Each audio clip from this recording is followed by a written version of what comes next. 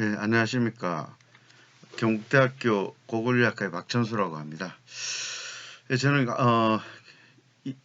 2017년 우리 경북대학교 내 실크로드 조사연구센터를 만들어서 현재 고고리학과에서 고고를 가르치면서 연구소에서는 실크로드를 연구하고 있습니다. 오늘은 유라시아 문명 교류사로 본 실크로드와 신라라는 주제로 오늘 30분 동안 말씀을 드리겠습니다. 실은 제가 실크로드를 연구하게 된 것은 2009년부터입니다. 2009년 특히 이란을 답사하고 난 후에 실크로드를 연구하게 되었다는 생각을 가지게 되었습니다. 특히 이제 그 실크로드를 연구하게 된 계기는 실은 이전부터 신라 고문에 출토되는 로만 글라스, 로마 유리기에 많은 관심을 가지고 있었습니다. 지금 보여드리고 있는 화면은 왼쪽은 중국에서 4, 5세기, 오른쪽은 신라에서 주로 5세기를 중심으로 출토된 유리그릇들을 비교해 놓은 것입니다. 여기서 특히 주목되는 것은 같은 시기에 중국에서 출토된 유리기에 필적할 정도로 오히려 그 더 이상 많은 유리기가 신라 고분에서 단기간에 특히 5세기라는 단시일 내에 이렇게 출토된 것입니다. 그래서 결국은 유라시아에서 실크로드 연구하는데 이것이 가장 큰 중요한 주제는 실크가 되겠습니다만, 실크는 사실 국내에서 거의 남아있지 않습니다. 중국에서도 사막인 타크라마칸 사막에 연한 오아시스 도시에서 출토되고 있기 때문에 실크로드를 연구를 해야 되겠지만 상당히 그것은 어려운 점이 있습니다. 특히 우리 한국에서는 그것은 사실 불가능하다고 할 정도가 되겠고요.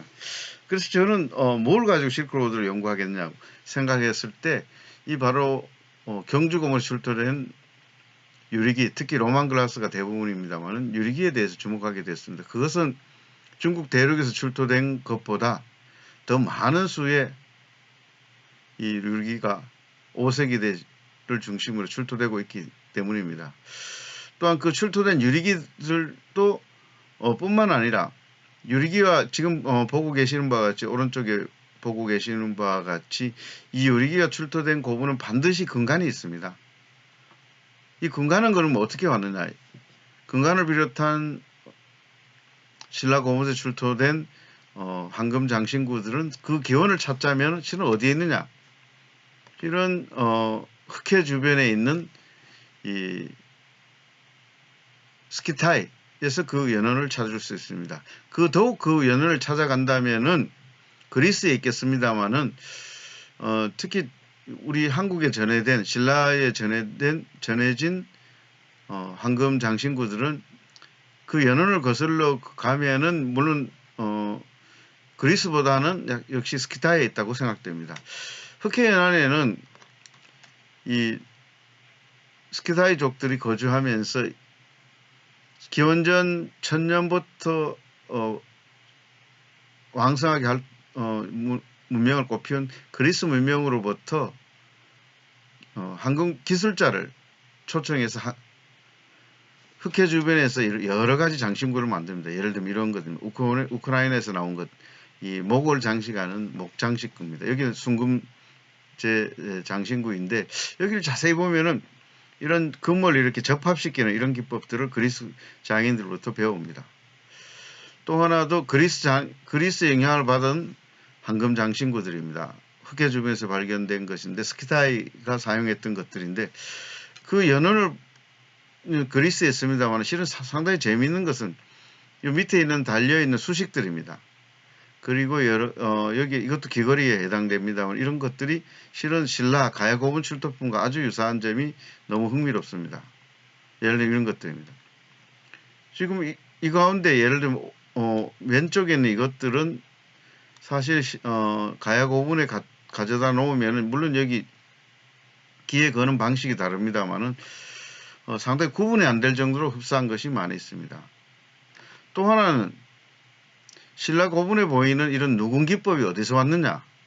실은 누군기법은 방금 보셨듯이 역시 스키타이들이 이 그리스 공인들로부터 받아들인 기법들입니다. 그래서 누군기법도 저는 귀걸이 자체뿐만 아니라 누군기법도 역시 이 근원을 찾는다면 스키타이의 한건 문화에서 찾을 수 있지 않을까 이렇게 생각됩니다. 예, 한번 보시겠습니다. 지금 가야 귀걸이입니다. 오른쪽이 가야 귀걸이고 왼쪽이 이 스키타이 고문에서 나온 것인데 사실 왼쪽 것을 가지고 와서 섞어 놓으면 잘 구분이 일반인들은 사실 구분이 잘 안 되리라고 생각될 정도로 유사합니다. 그렇다고 하더라도 이 스키타이에서 장신구가 기원전 5세기를 전후한 장신구가 기원 후 5세기에 신라의 곧바로 천년간의 시간차가 있기 때문에 바로 직접 바로 연결된다고 생각하지 않습니다. 동쪽의 신라로 유라시아 동쪽 끝인 신라로 오는 데는 상당히 시간이 걸렸고 그것이 간접적인 전파한 것이 아닌가 이렇게 생각되고요. 스키타인들은 이와 같이 예를 들면 이런 칼 장식도 칼 손잡이뿐만 아니라 칼집에도 금을 사용하는 풍습들이 있었습니다. 심지어는 이런 그릇을 금제 그릇을 사용했습니다. 유목민족들은 역시 이동이 많았기 때문에 그들이 가장 제하로 활용할 수 있는 아마 금을 간단하게 가지고 이동할 수 있는 금을 아마 제하로 상당히 귀중하게 여겼던 것이 아닌가 이렇게 생각되고요. 직접 스키타이와 관련되는 신라와 관련된 유물들이 나옵니다. 역시 기원 2세기, 1세기 전후한 시기에 역시 사르마타이라고 하는 스키타이 한 일족들이 이 흑해연안에 거주합니다. 이것은 러시아에서 출토된 것인데 근간인데 이 근간에 상당히 흥미로운 것은 이 근간에 주황에 나무가 있고 그 나무를 나무 양 좌우에 사슴이 이렇게 서 있습니다. 이것은 역시 성스러운 나무의 주변에 사슴이 이렇게 서 있는 그런 도식을 보여주는 것인데 결국은 신라 고분에 보이는 이 산자형 또는 출자형이라는 것도 원래 그것이 실은 교동 출토 근간을 보면은 그것이 원래 나무였다는 것을 알 수가 있습니다. 그래서 그 나무에서 변형된 것이 이 산자 또는 출자형으로 보이는 것이고 그 원래 원형은 역시 이 나무 성스러운 나무에 있었던 것이 아닌가 이렇게 생각되고요. 또한 그 신라 고분 출토된 근간에는 녹각제 입식이 또한 있습니다. 그 녹각제 입식도 역시 사슴 뿔을 상징하는 것으로서 이와 같은 역시 흑해 연안의 스키타이에 연연한 그런 문화적인 요소가 아닌가 이렇게 생각합니다. 실은 이 흑해 연안은 동서를 연결하는 곳으로서 예를 들면 한대 기원 전후한 시기에 이렇게 한대의 7기가 이렇게 여기까지 도달했습니다. 사실 이 몽골 쪽에서 7기가 나온 예가 있었습니다만은 이제까지 몇 예가 있었습니다만은 이 우크라이나 크림반도에까지 한대 7기가 도달한 것은 정말 놀라울 정도로 동서교류가 활발했던 것을 보여주는 것이 아닌가 이렇게 생각하고요. 그 다음에 기원 5세기에서 3세기의 무덤으로 생각되는 시베리아의 유명한 적석 목각분인 파지리크 고분이 있습니다. 이 파지리크 고분은 이전부터 역시 주목되어 왔던 바와 같이 묘강을 파고 지하에 큰 묘강을 파고 그 안에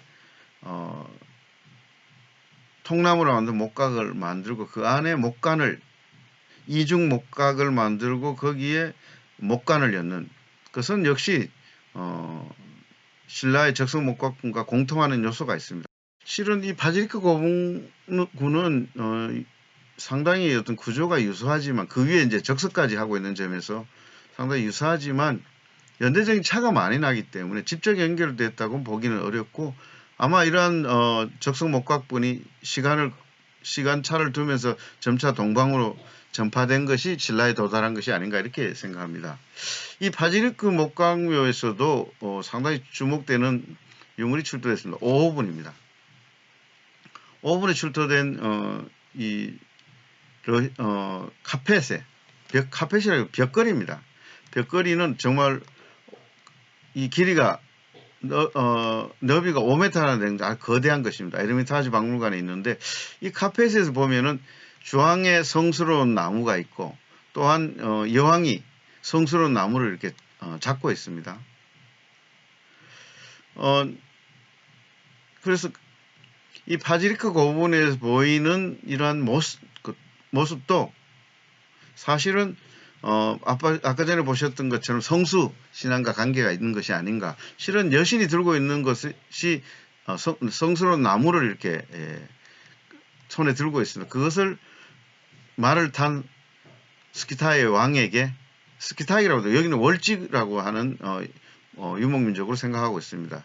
파지리크 고분을 축조한 것은 월지라고 생각되는데 월지의 왕에게 이 나무를 이렇게 수여하는 장면을 보이고 있습니다. 이것은 아마도 이 나무 그 자체가 성수 그 자체가 아마 왕권 신수설과 관련이 있지 않을까 이렇게 해석하는 견해가 있습니다. 이제 본론으로 들어가서 신라에 들어온 로만 글라스가 어떤 루트를 통해서 왔는지 한번 살펴보겠습니다. 왜 로만 글라스가 중요하냐 한 이유에 대해서는 실은 로만 글라스는 이제까지 초원로를 통해서 왔다고 어느 것이 의견이 상당한 일치가 있었습니다. 근래에 와서는 남방 루트를 통해 와서 예를 들면 이쪽에 지금 중국의 남쪽에서도 로만 글라스가 출토되고 있습니다.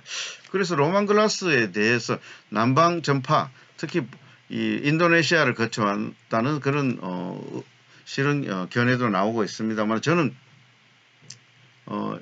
역시 유라시아 초원로를 통해서 왔다고 생각됩니다. 초원로를 통해서 왔다고 하는 이야기는 이제까지 실은 논의는 제기되었습니다. 정확하게 어떤 자료를 가지고 구체적으로 논정되지는 못했습니다. 그래서 제가 주목하고 있는 것은 이렇게 신라에 출토된 로만 글라스의 이 문양이라든지 제작 기법에 먼저 주목해 봤습니다. 신라에 출토된 로만 글라스는 이와 같이 그물무늬 소위 망목무늬라는 무늬가 있는 것이 특징입니다. 그리고 또는 이렇게 파상문 이렇게 물결 무늬가 있는 것이 특징이고요. 그 다음 여기서는 잘 안 나오지만 실은 이렇게 밑에 부분을 이렇게 따리를 뚫어서 만드는 기법이 보입니다. 이런 무늬가 있는 로만 글라스가 어디서 오는 걸 살펴보면은 실은 예를 들면 영국이라든지 영국이 로마의 속주였기 때문에 영국에도 들어갔습니다. 그 다음에 예를 들면 덴마크, 그 다음에 독일의 켈른에서 출토가 됐고요. 그 다음에 역시 결정적으로 중요한 건 19번에 아랄해 북쪽에 있는 실은 카자흐스탄의 지금 수도인 수도의 누리스탄 바로 밑에 있는 바로 남쪽에 있는 이 카라가치라는 곳이 있습니다. 이 카라가치라는 곳에서는 나중에 설명을 하겠습니다만 33번 항남대쪽 남분과 똑같은 형식의 로만 글라스가 출토됐기 때문에 저는 역시 초원로를 경유했다고 생각하고 있습니다. 이 남방 쪽에서 출토된 로만 글라스는 모두 무늬가 없는 것들이 주류를 이루고 있습니다. 구체적으로 한번 살펴보도록 하겠습니다. 카자흐 초원 지대인 카라가치라는 곳에 출토된 것인데 이 카라가치 고분은 1904년 발굴이 됐습니다. 제정 러시아 시대에 발굴돼서 그 이듬해 보고서가 나왔습니다만 오랫동안 주목을 못 받았습니다. 실은 제가 에르미타주 박물관에서 입수한 사진입니다만은 흑백 사진은 이전에 공개가 되었으나 이렇게 컬러 사진을 보는 순간 저는 정말로 깜짝 놀랐습니다. 밑에 다리 부분을 제외하고 보면은 항남대쪽 남분 출토 망목문, 그물문이 이 장과 똑같기 때문입니다. 더욱이 이 카라가치 고분에서는 이와 같은 은재입니다만은 석류석 그리고 삼각형의 누금 기법을 사용한 이런 은제 장신구가 출토되었는데, 그래서 결국 이 고분에 매장된 사람은 누구냐? 러시아 학계에서는 역시 4, 5세기경의 훈족의 무덤으로 보고 있습니다. 이건 상당히 중요한 의미가 있다고 생각합니다. 예, 다음 걸 살펴보도록 하겠습니다. 훈이 활동한 것은 3세기, 5세기, 특히 훈에 대해서는 지금은 여러 설이, 이제까지 여러 설이 있었습니다만 역시 흉노가 서천하면서 훈으로, 그 훈이라는 것은 역시 흉노에서 음사한 것이 아닌가 이렇게 보고 있는 것이, 뭐 예전부터 그런 의견이 있었습니다. 실은 이런 황금장신구를 보더라도 결국은 이전 시기의 흉노와도 관계가 있는 것고요. 이 훈족들은 흑해연안에 거주하면서 기존의 스키타이, 사르마타의 문화를 받아들여서 새로운 형식의 장신구를 창출합니다. 그것이 바로 성유석과 황금의 누군 기법을 사용한 훈족 특유의 장신구입니다. 이러한 장신구는 이렇게 금관으로 만들기도 하고, 그 다음에 여러 가지 이제 예를 들면 칼이라든지 14번과 같은 계림노 14호에서 나온 칼도 역시 훈족의 장신구, 훈족의 칼로 생각되는데, 그것은 성유석, 붉은색의 성유석과 그리고 누군 기법을 같이 사용하고 있기 때문입니다. 그래서 10번에 방금 제가 언급해 드렸던 말씀드렸던 카자흐스탄의 카라가치에서는 이 로마 유리기, 그리고 훈족 장신구, 그리고 항남대청 남부에서는 로마 유리기, 그리고 훈족 황금 보금이 같이 공반됐습니다. 결론적으로 말씀드리면 신라에 들어온 로마 유리기는 흑해 연안을 거쳐서 카자흐 초원을 거쳐서 몽골을 거쳐서 중국 동북 지방을 거쳐서 역시 신라에 들어온 것이 아닌가 이렇게 생각됩니다. 네, 카자흐 초원입니다. 이 카자흐 초원에서 유명한 황금인간입니다만 물론 이제 시기가 다릅니다. 기원전 3세기 경으로 3, 4세기 경으로 생각되는데, 사카족의 무덤에서 나온 황금인간인데, 이 황금인간을 왜 언급하는 이유는 무엇이냐면 신라의 황금 숭배 사상과 실은 이 스키타이가 관계가 있지 않은가 이렇게 생각됩니다. 머리에서 발끝까지 이렇게 황금으로 장식하는 이 문화는 역시 초원의 기마민족 밖에 없습니다. 중원에 있는 한족에서는 보이지 않는 것이기 때문에 이 사카족의 가 같은 북방 초원의 기마민족 문화가 역시 신라에 들어온 것이 아닌가 이렇게 생각되고요. 역시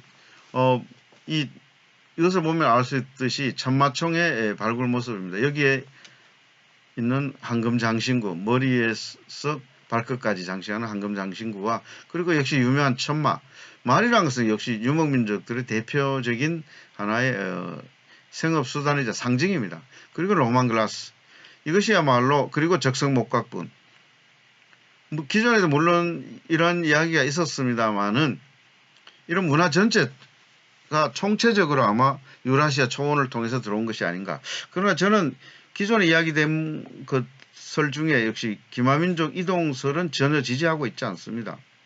기마민족 이동해 왔다는 고각적 증거가 전혀 보이지 않기 때문입니다. 이 점은 뭐 앞으로 논의가 많이 돼야 되겠지만 거의 인정하기 어렵다는 것입니다.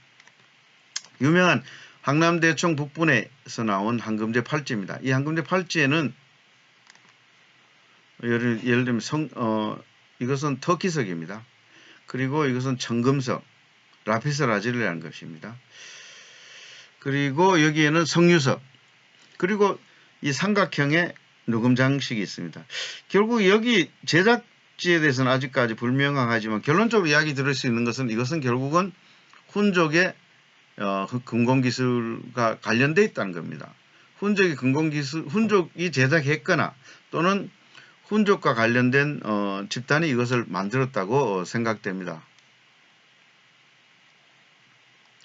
그래서 유라시아의 특히 북쪽의 초원로상에 유리의 길이 언제 형성되는가를 알 수 있는 중요한 것으로서 이 몽골의 골모드2 흉노묘에서는 이렇게 로마 유리기가 나왔습니다. 그래서 이미 기원 후 1세기 전후한 시기에 유리의 길이 아마 몽골 초원에 형성됐던 것이 아닌가 이렇게 생각하고요.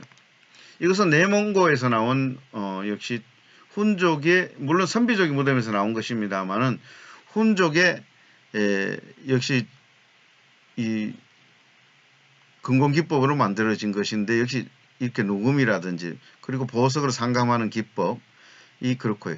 더더욱 중요한 것은 이거는 간의 일부라고 생각되는데 역시 사슴을 형상한 것입니다. 그리고 보요 즉 영락을 달고 있기 때문에 이러한 기술이 역시 선비족까지 전해져서 고구려를 통해서 신라에 들어온 것이 아닌가 이렇게 생각하고요. 신라의 로마 유리의 길을 생각하는데 또 하나 중요한 자료는 중국의 동북지방인 연영성 풍서불묘입니다. 이 풍서불묘에서는 로마 유리기가 5점이 출토가 됐습니다. 풍서물은 북연의 왕의 동생으로서 415년에 돌아간 사람입니다. 신라의 로만 글라스가 들어오는 시점과 딱 일치하는 시점입니다. 여기에는 지금 5점이 출토가 됐는데 역시 바닥을 보면 이렇게 또아리 기법으로 해서 바닥에 이렇게 또아리처럼 이렇게 돌려서 이렇게 바닥을 만드는 기법이 그렇습니다. 실은 이것은 아마 새 모형의 이 각 주자인데 여기에도 이렇게 파상문처럼 이렇게 파도무늬처럼 이런 기법도 위에 부분도 그렇습니다. 이것은 신라의 예를 들면은 금관총 등에 보이는 기법입니다. 그래서 또 하나 역시 이 북연의 풍서물에서 주목되는 것은 5점이나 되는 복수의 로마 유리기를 부장하고 있는 풍습도 실은 신라의 고분의 부장 풍습 같습니다. 이 시기 정세를 한번 살펴보면은 실은 방금 말씀드린 북연인 풍서불묘가 출토된 북연의 영역입니다. 북연과 고구려는 전쟁을 했지만은 상당히 이 문화적인 교류가 있었습니다. 나중에 북연이 멸망한 후 고구려로 망명하는 데서도 알 수가 있습니다. 그런데 이 북연은 상당히 흥미로운 것은 이 유연과 아주 통혼 관계가 있을 정도로 상당히 친밀한 관계였습니다. 유연이란 것은 몽골 초원에 있었던 나라로서 이 유연은 역시 훈족과도 통교했던 유목민족들입니다. 그래서 로마 제국에서 만들어진 유리기를 훈족이 흑해연환을 통해서 받아들여서 아마 유연을 통해서 보낸 것이 아닌가. 이런 초원로를 연결하는 교역을 통해서 그래서 로마, 훈, 유연, 그리고 북연, 그리고 고구려를 거쳐서 신라에 들어온 것으로 추정이 됩니다.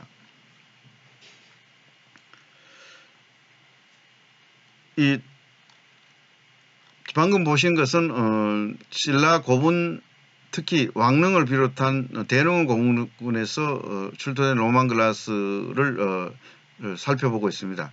상당히 흥미로운 것은 항남대충 남궁원은 눌지왕의 무덤으로 생각되는 무덤입니다. 이 무덤에서는 실은 여기에는 6점입니다. 8점의 로마 유리기가 출토됐습니다. 풍서불묘보다 3점이 더 많이 출토됐고요. 또 하나 역시 주목되는 것은 여기에서는 이 유리기 봉수병 주자가 출토됐습니다. 항남대충 북부는 눌지왕비로 생각되는데 여기서는 1점이 더 있습니다. 4점이 출토됐고요. 결국 이야기 드리고 싶은 건 서봉총, 금룡총, 그리고 호우총이 아니고 천마총에서는 각 2점이 출토됐습니다. 결국은 로마 유리기라는 것은 상당히 어떤 왕과 왕비 그리고 왕족을 이렇게 나누어서 이렇게 뭔가 차별화돼서 보유했던 것이 아닌가 이렇게 생각됩니다. 예, 월성로 가 13호문에 출토된 유리기입니다. 월성로 가 13호문은 이 대릉원 고분군의 동쪽에 위치한 고분군 속에 있는 곳으로서 여기에서는 5명의 소년이 여기에 묻혔는데 그 가운데 소년 중에 왕족으로 생각되는 사람이 가지고 있는 로마 유리기입니다. 여기 현재 1점밖에 없습니다. 실은 2점이 출토됐습니다. 이것은 덴마크 출토품과 같은 유사한 것들입니다. 유사한 형태를 가지고 있는 것이 주목됩니다. 경주 항남대총입니다. 항남대총 남본에서는 이와 같은 이 봉수병의 주자가 출토됐습니다. 그 다음에 아까 전에 말씀드린 것처럼 카자흐스탄의 카라가치 출토품과 형태가 같습니다. 지금 캡션이 이렇게 잘못됐습니다. 항남대총이 여기 있고 카자흐스탄이 카라가치가 여기에 해당되는데, 밑에 다리 부분을 제외하고 본다면 양쪽 다 같은 공방에서 만들었다고 해도 가안해야 할 정도로 같습니다. 여기도 역시 다리 모양의 제작 기법이 보입니다. 북연의 풍서불매에서 보이던 기법입니다. 실은 북분에서는 이와 같은 이 마불문의 특수한 유리기가 출토됐습니다. 그래서 결국은 왕과 왕비 등에는 특수한 유리기가 들어갔다는 것을 부장됐다는 것을 알 수가 있겠습니다. 그 다음에 금관총입니다. 금관총에서는 실은 드물게도 4점이 출토됐는데, 이 금관총의 묘주가 아마도 갈문왕과 같은 특별한 인물이 아니었던가 이렇게 생각되고요. 역시 서봉청에서는 이렇게 2점이 출토됐습니다. 그 다음에 미추왕릉지구에서는 상당히 흥미로운 것은 아주 작은 고분인데도 불구하고 이렇게 사람과 그리고 새 그리고 사람, 새 그리고 여기 보이지 않습니다. 나무를 이렇게 형상한 유리구슬이 출토되는데, 실은 이것은 어디에 기원하는 것이냐? 실은 오른쪽에 있는 로마 유리구슬에 이렇게 사람을 인면문을 엮는 것이 있습니다. 원래 기원은 페니키아에 있습니다만은 5세기에는 로마에서 주로 보이고 있습니다. 이런 것이 실은 일본에서도 한 점 더 출토된 예가 있습니다. 물론 신라를 통해서 갔던 것으로 생각되고요. 그 다음 김해 대성동 91호묘에서도 로마 유리기의 파편이 나왔습니다. 이 로마 유리기의 파편과 함께 주목되는 것은 여기 전년에 마구가 같이 공반되고 있습니다. 이 당시 이를 본다면 4세기 때 유연, 전년, 그리고 고구려 이런 관계 속에서 아마 그리고 신라를 통해서 이 대성동 공군에 들어간 것이 아닌가 이렇게 생각되고요. 이 시기에 이제 상당히 흥미로운 것은 경주 계림로 14호가 되겠습니다. 계림로 14호는 이렇게 2m, 한 2m 50, 뭐 3m가 되지, 3m 정도가 되는 이렇게 작은 고분인데도 불구하고 실은 여기에 보시는 바와 같이 칼을 찬 채로 이렇게 이 칼이 여기에 매납됐습니다. 이 칼은 사실은 칼에 들어가 있는 보석이라든지 황금 누군 기법을 본다면은 신라 왕릉에 들어가도 손색이 없는 여기 보금인데 왜 이곳에 역시 부장됐을까 하는 문제입니다. 그 해답은 여기에 있다고 생각됩니다. 중국의 타클라마칸 사막에 있는 키질 석굴에 실은 소구도인들이 이와 유사한 칼을 차고 있습니다. 그래서 이 칼을 찬 사람은 훈족 또는 소구도인들로서 신라에 거주했던 사람이 아닌가 이렇게 생각됩니다. 이렇게 작은 무덤에 이런 칼을 차고 들어갔다는 것은 그 묘지의 출자가 실은 소구도인 또는 훈족임을 보여주는 것이 아닌가 이렇게 생각되고요. 이와 관련해서 유사한 예가 일본의 나라에 있는 신택 천총 126호분입니다. 이 126호분에서는 실은 한자가 좀 잘못됐습니다. 126호분에서는 로마 유리기가 2점이 출토됐습니다. 이것도 30m, 이 무덤의 크기가 30m, 한 배 30m 정도밖에 안 되는 작은 방분인데, 일본에서는 뭐 이 당시 400m 이상 되는 전방 호원분이 있기 때문에 실은 30m라 하더라도 큰 고분이 아닙니다. 그래서 이 고분에서 2점의 로마 유리기가 나왔고 그 다음에 같이 공반된 신라 장신구가 있기 때문에 저는 여기에 묻힌 사람을 신라의 왕족급 인물로 생각됩니다. 즉 외인이 될 수가 없는 것입니다. 그리고 또 하나 이 시기에 상당히 흥미로운 것은 일본의 480m의 전방 호원분인 이 인덕릉 공군의 전방부에서 일본의 명치시대 때 명치시대 시기에 전방부에서 실은 로마 유리기 2점이 발굴되고 난 후에 다시 매납됐습니다만은 기존 구성이 방금 보셨던 신택 천총과 동일합니다. 그래서 이것도 역시 신라를 통해서 아마 이곳에 들어갔던 걸로 생각하고요. 실은 이 무덤이 전 인덕릉이지만 저는 이 무덤의 주인공이 윤공이라고 생각됩니다. 일본 서기에 보면 윤공은 실은 신라와 아주 관계가 깊은 왕이었습니다. 그래서 이 무덤의 주인공은 저는 인덕이 아니라 결론적으로 말하면 450년경에 돌아간 윤공이 아닌가 이렇게 생각됩니다.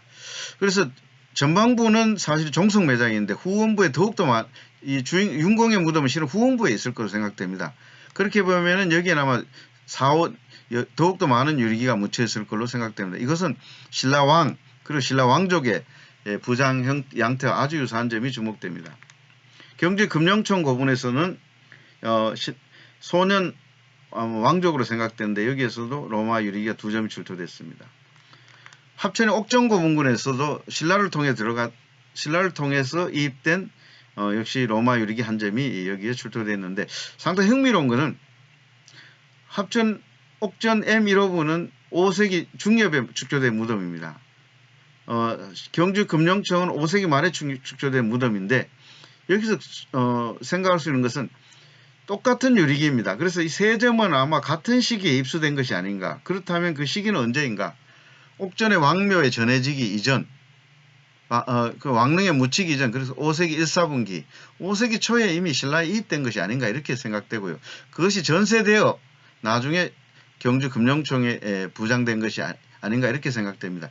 왜 이런 이야기를 하느냐 하면은 실은 5세기 후엽에 돌연 페르시아, 사산조 페르시아 유리기가 출토되고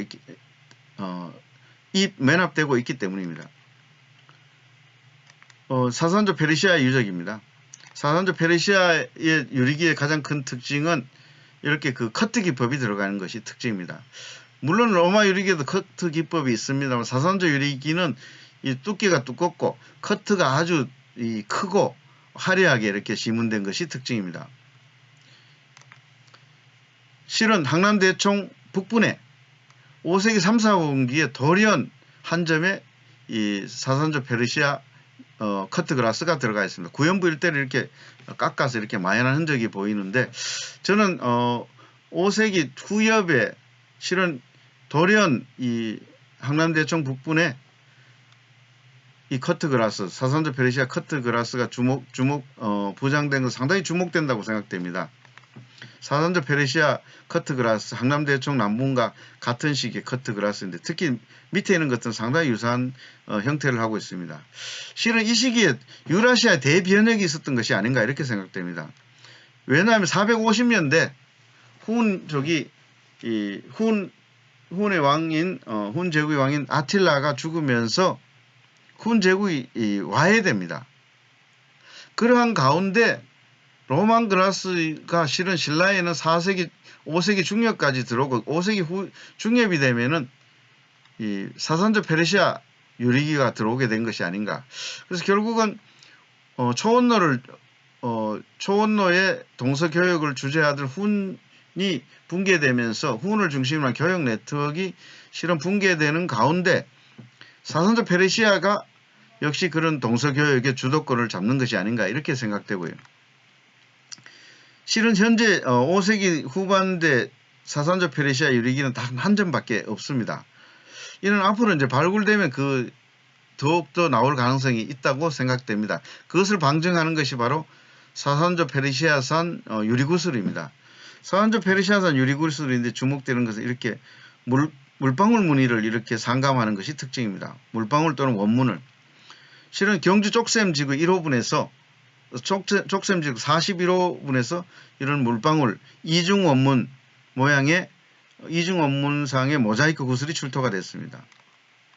전형적인 페르시아 유리구슬인데 이런 유리구슬은 실은 예를 들면 인왕동이라든지 또는 천마총 그리고 식리총 흑백 사진입니다만은 같은 형태임을 알 수가 있습니다. 그리고 경주 출토품 등이 있습니다. 그래서 이런 유리구슬들이 5세기 후반에 돌연 실은 다수가 신라에 이입되는 것으로 봐서 역시 5세기 후반대에는 로마 유리기에서 실은 사산 유리기로 변하면서 초원로를 통한 초원로를 통한 문화의 어떤 이입이 중지된 것이 아닌가.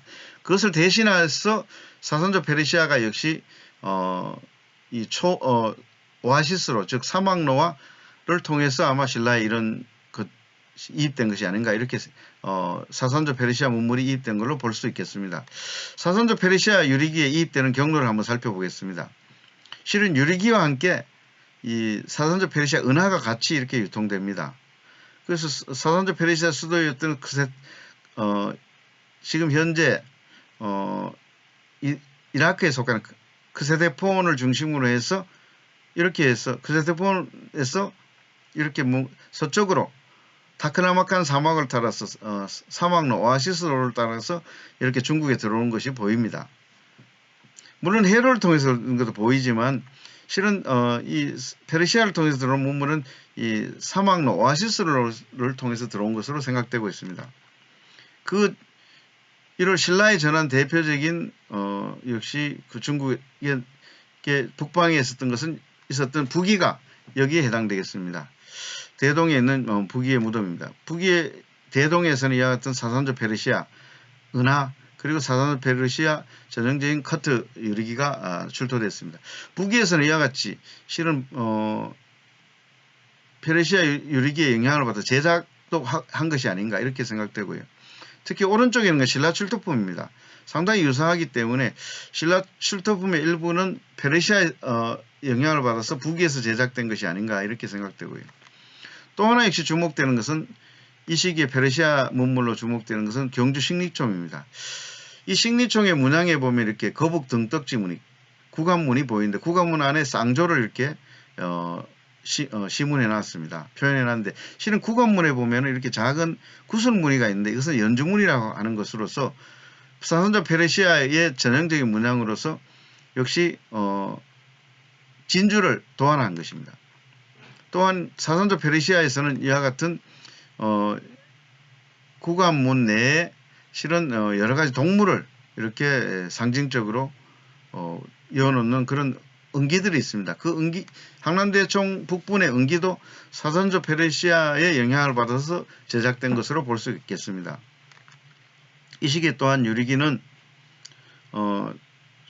지금의 서한인 당시 당의 수도였던 장안에서 출토됐습니다. 예를 들어 원한문, 원을 이렇게 링을 이렇게 갖다 붙이는 기법입니다.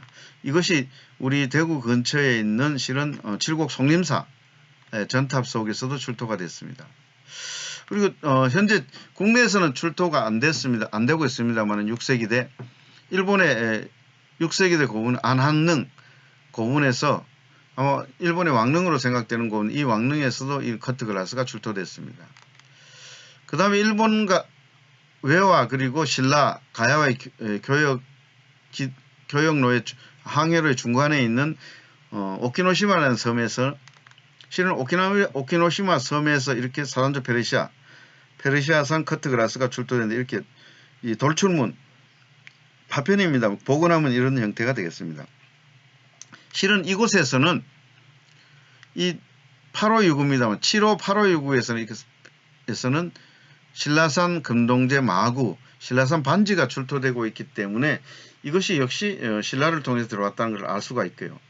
일본의 연구자는 이것을 중국에서 직접 받아들인 것으로 이야기하고 있지만 저는 그렇게 보고 있지 않습니다. 왜냐하면은 오키노시마 자체가 중국과의 항해로가 될 수가 없기 때문입니다. 오키노시마라는 역시 외화 그리고 신라 가야 지역을 연결하는 항로상에 있는 유적이기 때문입니다. 북주 이현묘에서 출토된 이 페르시아산 커트글라스입니다. 그 다음에 이 시기에 6세기 후반에 신라산 마구가 들어가 있는 고분입니다.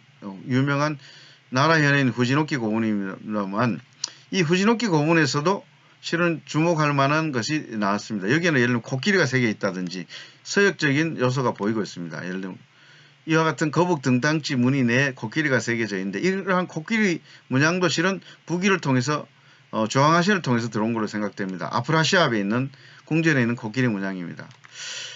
그 다음에 여기 역시 후지노키 고분에서는 연주문 내에 두 마리의 새가 이렇게 마주보고 있는 쌍조문이 새겨져 있습니다. 이것도 역시 페르시아적인 문양 도안으로서 신라를 통해서 이입된 것으로 생각됩니다. 그럼 6세기 후반대 페르시아 문물이 일본에 들어가게 된 계기가 무엇인가? 또한 신라의 페르시아 문물이 이렇게 집중되게 된 계기가 무엇인가를 생각했을 때 중요한 것은 550년대 신라의 한강유역 정복이라고 생각됩니다. 한강유역을 정복한 이후에 곧바로 중국의 북제 그리고 남조의 양에게 양의 사신을 보냅니다. 그래서 독자적으로 이제까지 고구려에 의존해서 중국 실크로드를 경유한 문물을 받아들였습니다만은 이제 독자적으로 중국과 견사하면서 이 유라시아 실크로드를 통해 들어온 문물을 받아들일 수 있게 된 것입니다. 그와 관련해서 현재 또 하나 주목되는 것은 교토에 있는 가미가모 신사라는 곳에서 페르시아 유리기가 한 점 출토가 됐습니다. 복원한다면 이렇게 되는 형태입니다만은 실은 가미가모 신사에 어떻게 이 커트글라스가 들어간지를 알게 된 데서 중요한 것은 실은 이것은 가미가모 신사는 가모씨를 모시는 신사인데 이 가모씨하고 이 유명한 강융사가 있는 신라 목조 방가사유상에 있는 이 강융사는 고류지는 강융사를 지은 하타씨는 가모씨와 실은 혼인관계에 있었습니다.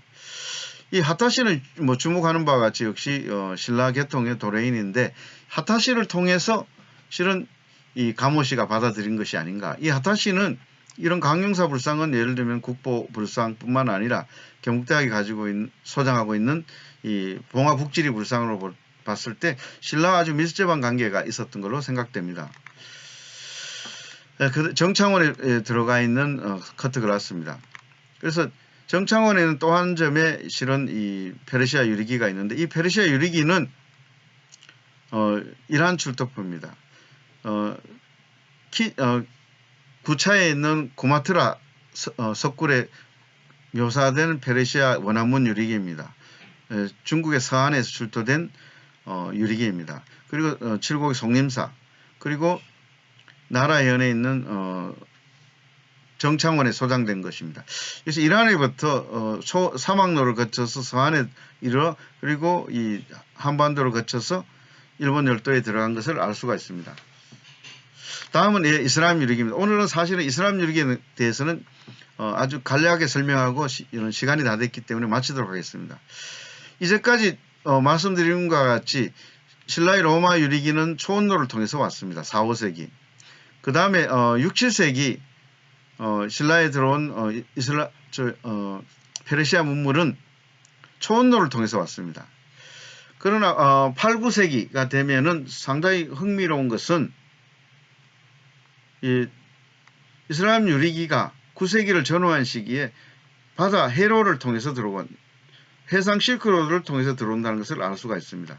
신라의 현재 유리기는 그렇게 많은 수가 출토되지 않았지만 안압지 출토품이라든지 또는 그 다음에 합천에 있는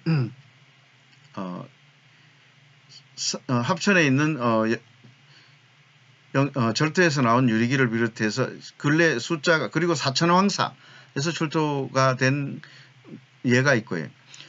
그리고 고려시대 이와 같은 이슬람 유리기가 출토되고 있습니다. 이런 유리기가 실은 신라에 들어온 유리기가 일본 열도에 들어간 것이 아닌가 이렇게 생각됩니다. 일본의 연구자들은 실은 이런 정창원 그리고 홍로간 고록간 출토 유리기들을 독자적으로 중국과의 교섭에서 이입된 것을 보고 있지만 저는 그렇게 생각하지 않습니다. 이것을 보면 알 수가 있는 것이 중국 그리고 삼국 사기 그 다음에 일본 그리고 아랍 그리고 중국 문헌에 기록된 신라와 아랍 세계와의 교역도를 보여주는 겁니다. 여러 문물들이 예를 들면 오만의 유항이라든지 또는 인도의 공작털입니다. 그리고 대모, 거북 등딱지입니다.